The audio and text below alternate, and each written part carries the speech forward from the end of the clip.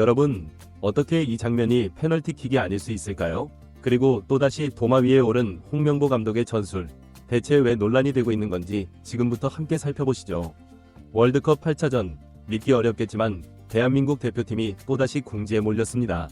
상대는 요르단이었고 경기에서 승리하면 본선 진출이 확정되지만 잡지 못한다면 1위는커녕 3위까지 추락할 수도 있는 상황이었죠. 더 큰 문제는 이런 위기를 자초한 당사자가 다름 아닌 홍명보 감독이라는 사실입니다. 주전 선수들은 이미 지쳤고 시너지를 투입할 여유도 없었습니다. 응원전을 잡았다면 체력 안배와 백업 선수들의 실험, 두 마리 토끼를 잡을 수도 있었는데요.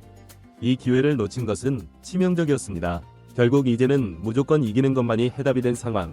그리고 그 무게는 고스란히 대표팀 주장 손흥민에게 쏠릴 수밖에 없었죠.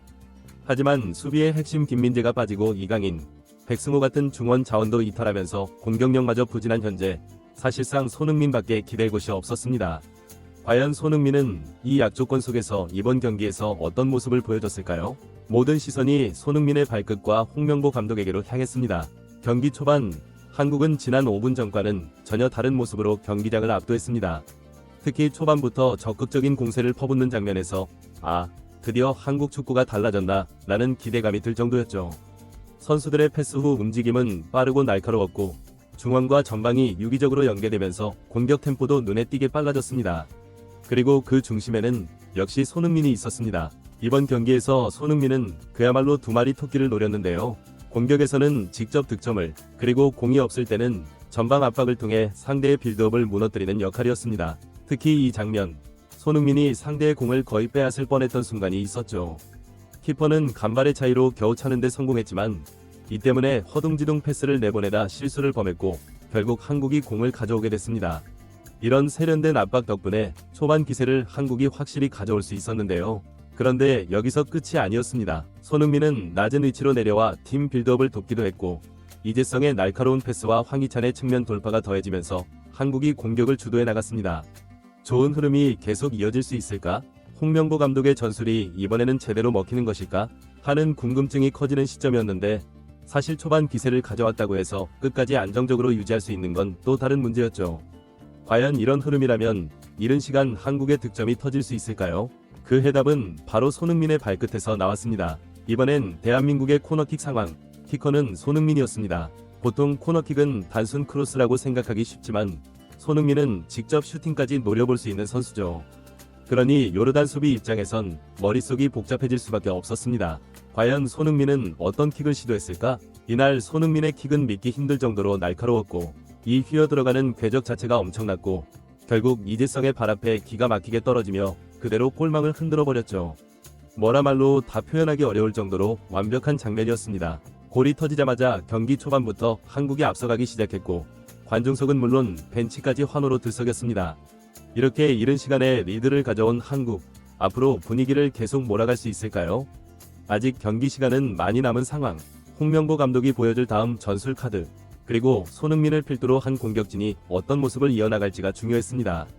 하지만 한 점 앞선 상황에도 한국에게는 불안 요소가 여전히 남아 있었습니다. 무엇보다도 손흥민을 향한 요르단 선수들의 집요한 견제와 반칙이 눈에 띄었고 이번 경기 전부터 계속 지적되어 온 한국의 수비 불안이 서서히 드러나기 시작했죠. 여기서 드러나는 것이 바로 홍명보 감독의 전술적 허점인데요. 매번 지적되었듯이 공격은 손흥민에게 의존하고 수비는 개개인 능력에만 기대는 구조가 좀처럼 개선되지 않고 있다는 겁니다. 선제골로 앞서가도 안정적으로 경기를 풀어갈 대책이 미흡하다 보니 상대가 압박 강도를 높이면 금세 흔들리는 패턴이 반복된 것이죠.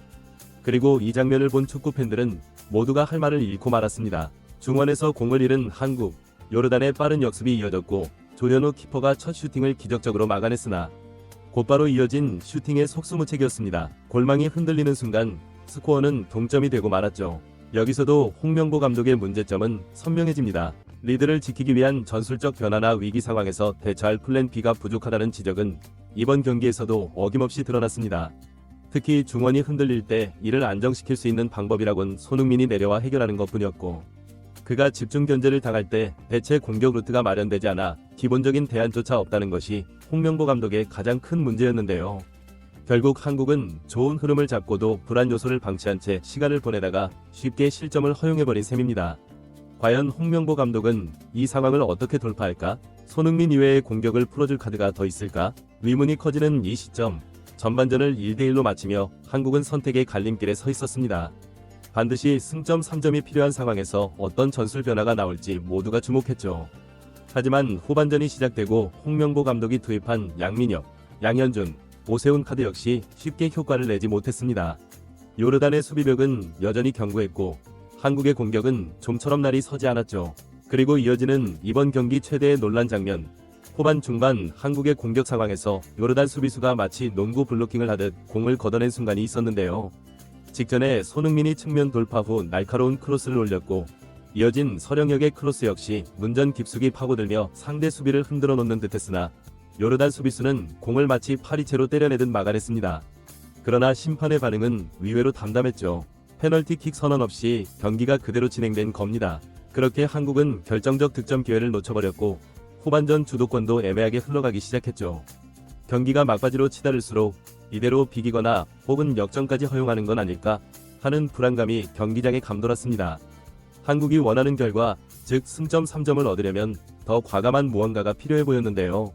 그때 홍명보 감독이 내놓은 선택은 모두를 놀라게 했습니다. 바로 손흥민을 빼고 조호연을 투입하는 것이었죠. 손흥민은 마지막 1초까지 골문을 위협할 수 있는 선수로 사실상 공격의 핵심 자원이었습니다. 결국 스코어는 1대1 무승부. 초반 기세를 잡았음에도 끝내 승점을 더하지 못한 채 한국은 아쉬움을 삼켜야 했습니다.